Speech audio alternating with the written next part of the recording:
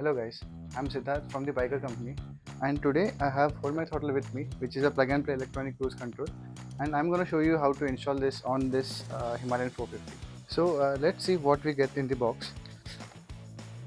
So these are few keychains and stickers that you get with an Allen key for your button. So this is the main wiring harness.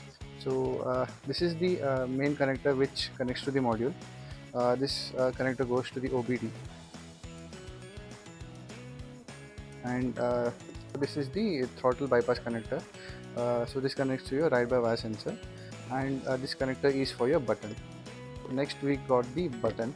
So this is the 3 button switch control with 3 buttons, so set, cancel, resume, and also works as plus and minus when the cruise is on. And this is the main module we have.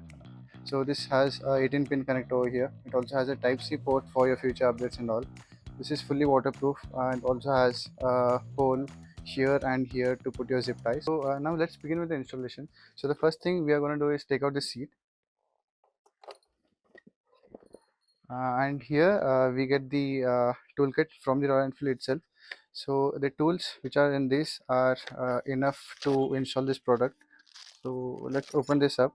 So what we are going to need is the 10 mm spanner and a 5 mm Allen key, so which is this one. So we'll just keep these apart and put the rest back with the seat.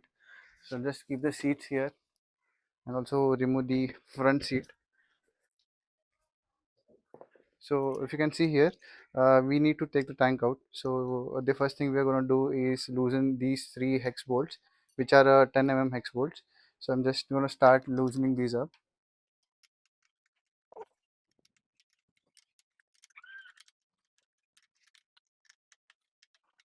I've loosened all the three nuts, so I'll just take them off. So I'll just keep these aside. Also know that some Royal Enfields get a Allen bolts over here. So this one has a hex key. So I'll just lift the tank up. You need someone to hold this tank because there are 5 things we're going to take off over here. So one is the fuel level sensor plug. So this is the fuel pump fuel outlet, and there are two hose pipes, and there's one fuel pump connector over here. So I'll just pull these out. They're pretty easy to take off. So these two came off now.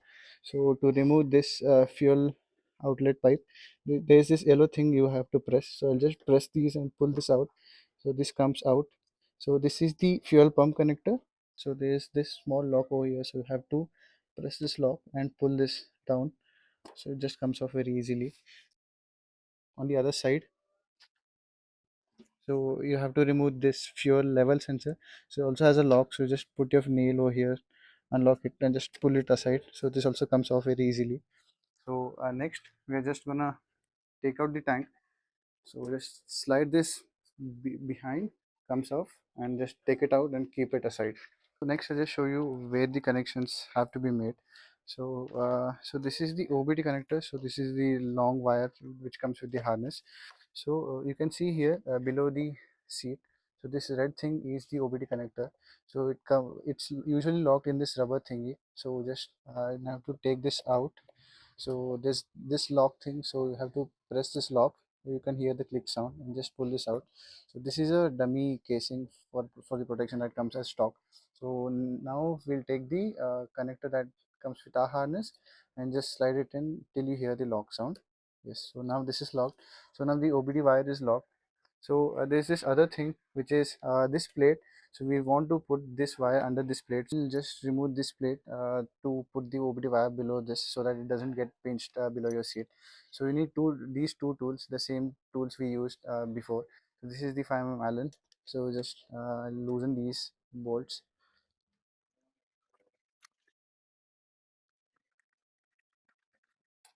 So now loosen these two 10 mm hex bolts. So once these all of these come out, I just lift this thing and put the OBD wire here. Just tuck it in here nicely, and we'll just put the plate back. We'll just tighten these as they were.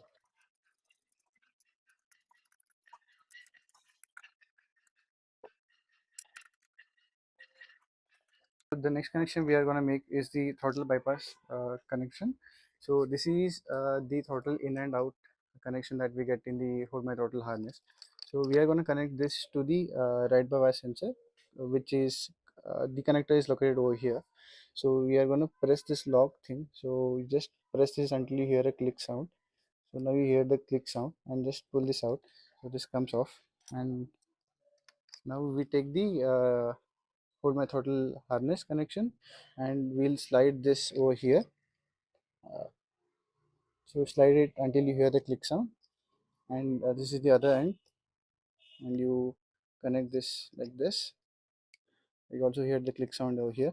So once this is done, so just tuck this in here nicely so that it doesn't come off, and then you take this harness and just put it behind this clutch cable and pull this side.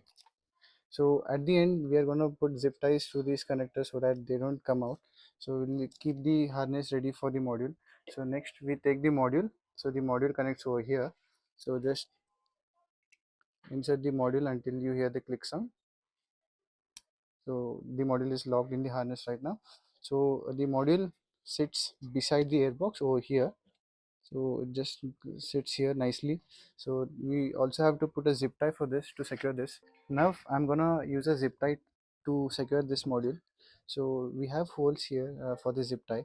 So I'll just insert this zip tie, and I'm gonna guide the zip tie behind this member. So once the zip tie is fully inserted, you need to pull this zip tie from here so it comes out. So just lock the zip tie. So I'll just lock the zip tie, just pull it so until it's fully tight. So the module is secured over here now. So the next thing we are gonna do is install the switch. So I'll take the switch. So there are two options. So one is you put the switch over here. The second option is you can loosen these two bolts and slide the clutch a bit to your right and make space for the switch, and you can install it here so that it's easily accessible. For the video I'll just install it over here. So to install the button I'll just slide the connector in here, pull this. So the switch sits like this. So you need to secure this bracket. So this has a 2.5 allen bolts. So the allen key comes with the kit itself in the sticker pack. So I'll just take this allen key out. So I just put this behind. Now I'm tightening these bolts to secure the switch in place.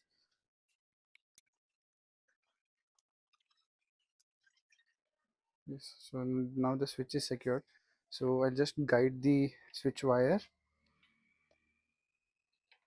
So I'll take it out from here. So there's this bracket. So we'll have to put this wire inside the bracket, and then come to the other side and take it inside the forks. Make sure that the wire is not pulled when the handle is turned.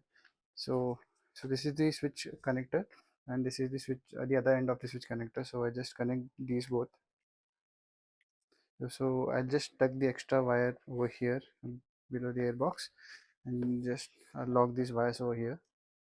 You can also put the connector behind this bracket if you want to take this out. So that's it. So now the connection is fully made. So you can see this is the button that sits on the handlebar. So it has these three buttons, and the module sits here beside the airbox, and also the OBD connection is made. So now I will just test the connection. So we just turn on the key. So when the tank is off, you just turn on the key. You should see these lights glowing, and also on the display the fuel level sensor failed. We are getting this because the tank is not installed, but you should not see a APS failure over here. So the next thing we are going to test is the OBD. So you can see the yellow light blinking, which means it hasn't detected the brake and clutch yet. So we'll just press the clutch once, and then I'll press the brake. So now the yellow light stops blinking. That means it has detected the brake and clutch. That means the OBD is working. So that's it. So now I'll just put everything back, and we'll test it again. So now I'm installing a zip tie to secure the throttle connectors. So I'll just I'm inserting the zip ties from here below this member and taking it out from here, and I'll just put these inside and just lock it. So this is nicely secured now. We'll also have to trim these extra zip tie ends. So now I'm putting the tank back. So there are these C-shaped structures that will lock on these rubber parts. So you have to put it back like this. So once the C things get locked, you just push the tanks so it gets locked, and then we have to install everything back that we took off before. So those are the 5 things. So I'll just put this back on the other hose pipe. So there's this fuel level sensor. So this is locked. So next is the fuel pump. So before this, I'll just install the fuel pump connector and then the fuel outlet. So yes, so now everything is locked. So we'll just put the tank back. So we'll have to slide it a bit more.